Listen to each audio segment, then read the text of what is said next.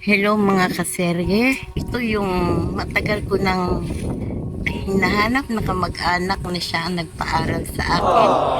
Dito ko siya natuntun sa Cavite. Ito ngayon ang kanyang tahanan. Yan. Na dati, grabe ang buhay, umiikot parang gulong. Dati, siya nagpapaaral sa akin, si Ate Miguela. Ngayon, nakatira sila sa Blanco, nakakondo. Ngayon, tinan mo ang buhay, umiikot lang talaga. Ngayon, ang kanyang hanap buhay ay naging mananahe na ikinagulat ko, guys. Tinan mo. Ito ang kanyang bagong tahanan na dampa. Pero masaya. Hi, Ate Miguela. Kumusta? Sa tagal ng panahon, ngayon lang tayo nagkita. Grabe, ang sarap dito sa inyo. Presko. Kaysa yung nasa Blanco ka, mas gusto ko ito. Okay ito. Medyo okay lang ang buhay, pero masaya, di ba? Kumusta na ngayon ang iyong buhay-buhay? Eto, masaya. Kahit pa paano, nagkaroon ng hanap buhay. Pero dati ikaw ang nagpapaaral sa akin. Grabe, high school. Ganun lang talaga. Dati ang tingin ko sa'yo Donya. Ngayon Donya ka rin naman Doon niya Agata. Pero salamat sa Diyos at nagkita muli tayo sa tagal ng panahon. Within 16 years.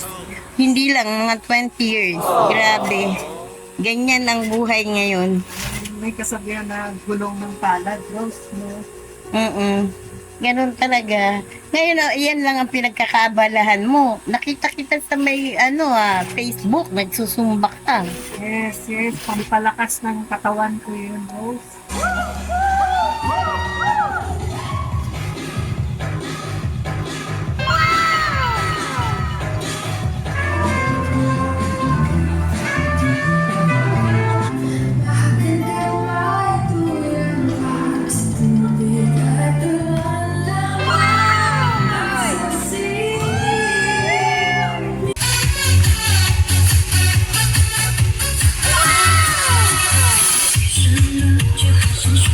Grabe. So, maghapon ako nakaupo, kapawis ba, kumbaga. Kanya-kanya man lang tayo ng serye ng buhay Oh. At least enjoy, nagkitaan tayo pa din. Oo nga. Ito buhay. Oo nga. Oo nga. Parang wala naman nagbago din sa iyo Parehas lang. Ganyan ka pa din. Kaya nga. Yan yun ay ating pinagkaloob ng Diyos. At ganyan talaga, ang mundo'y umiikot lang. Kailangan lang natin balikan ang mga nakaraan sa ating buhay. Malungkot man o masaya, okay lang. Okay lang. Tuloy ang buhay. Grabe. Marunong ka palang manahi. Ay, oo. Kasi sinunod ko lang yung sabi ng mother ko. Noon, sabi niya, naku, B, mag-aral ka ng panahi. Sa paano na lang? Pag wala na si Fred sa buhay mo.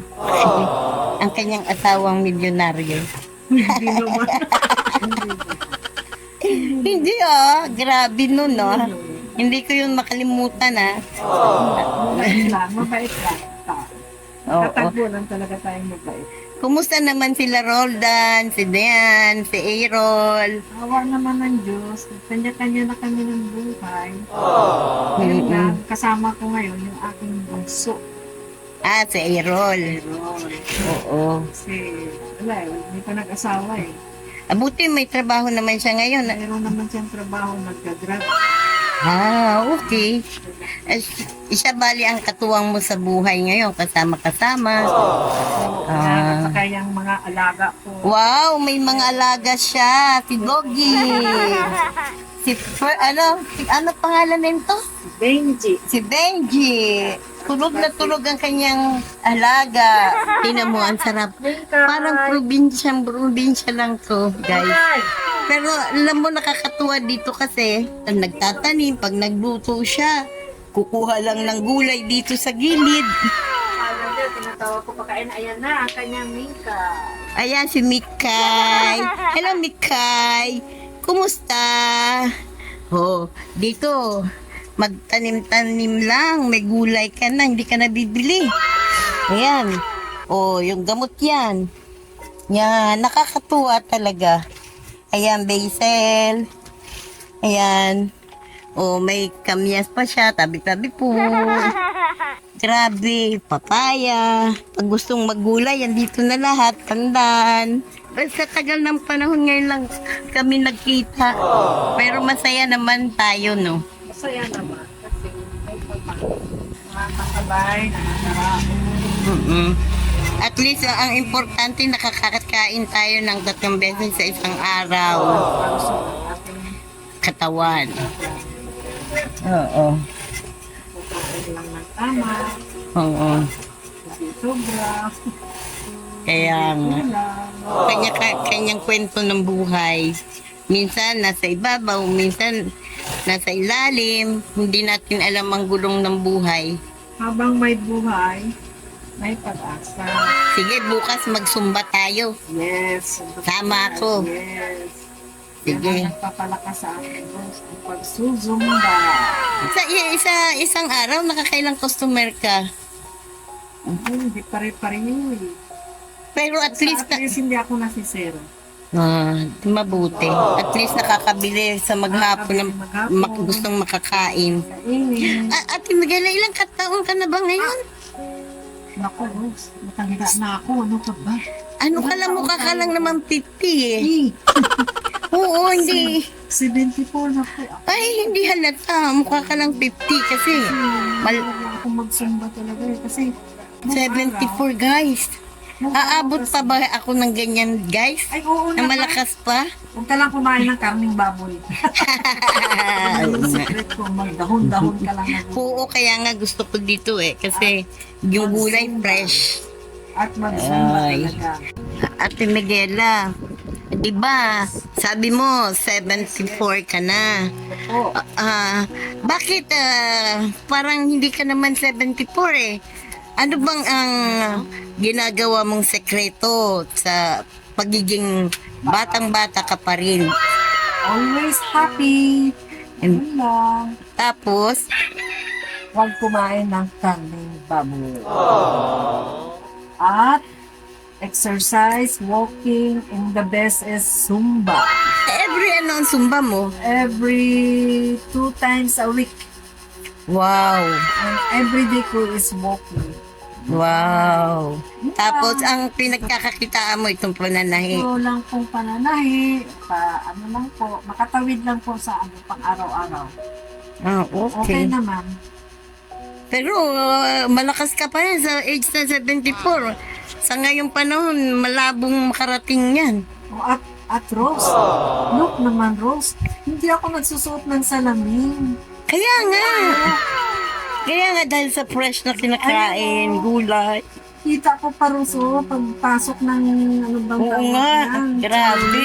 Sa karayom, look, oh. Tapos nagtahi ka ng bag, ng damit, Kung ano-ano na lang Rose na raos. makapagkitaan. Kasi ganun talaga.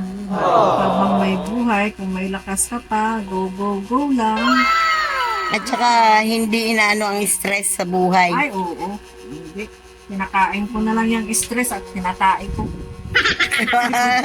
Ay! Lumabas doon. Kasi wag natin mahalin ang stress. Wag. Wag. Kaya nga batang-bata pa ka pa eh. Sumba lang talaga. Nakakabata, Rose, promise. Okay. Sige, magsusumba na rin ako. Yes, sama kita, Rose. Magsumba Sige, tayo. sige. Sige. Lalambot ang iyong mga balakang. Sige. Hindi kaya hingalin ako doon. Hindi. Pero ikaw nakita ko naman hindi ka hinihinga. Lumalabang ka Kasi eh. yung puso mo, yung kumbaga yung mga bara-bara mong mga dugo na hindi nadadalil, Daloy. daloy, para siyang dadaloy. Kasi nga, yung Yung energy. energy, Yung circulation ng dugo, nagse-circulate siya. Basta sinasabi ko, Rose, laking bagay ang simba. Sige guys, paalam muna kami. At hahanap kami ng lulutuin. Mamaya yung walang oven na pagluto ng kasaba cake. Okay. Sige, bye-bye. Si Miguela, bye-bye. Bye. Thank you. Salamat. Sa muling pagkikita. Guys, tinan mo, ang ganda-ganda ng dagat. Grabe, grabe no. Ito ang daungan ng mga isda dito sa Cavite. Grabe oh. Yan. Dito ka mamimili ng fresh na isda. Kung ano ka ng mga fresh. Wow, masarap. Guys, ang sarap talaga dito. Sa umaga, fresh na fresh yung mga isda. Grabe. Ito kasama ko si Ate Miguela, ang aking tiyahin na maganda. Dito ang daungan ng mga isda na presko. So, ito, tansa na Cavite. Mga fresh ang isda. Sandaan lang yan, madam. May dagdag pa. Sandaan, may dagdag pa din. Ipon, mga broso. Mga presko ang isda. Grabe. Sandaan, sandaan. May dagdag pa. Ito, madam. Sobra sa dalawa. Oh, law. 286. Try.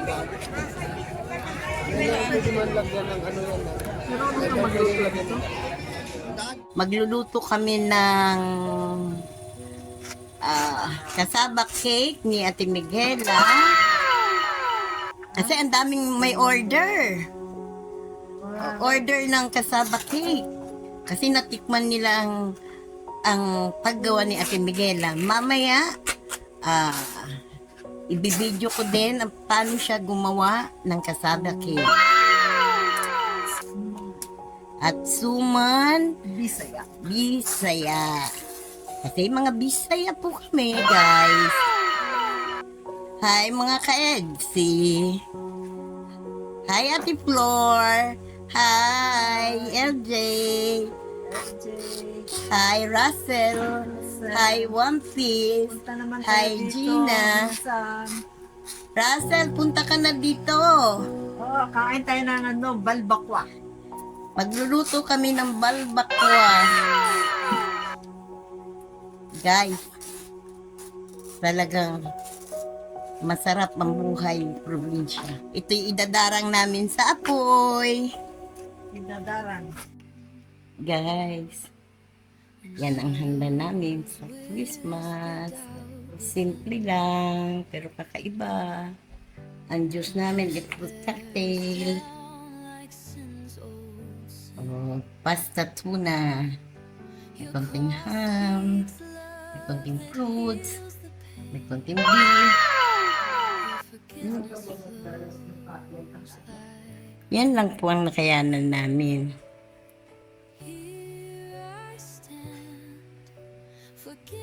Ito po ang bahay. Ang doggy.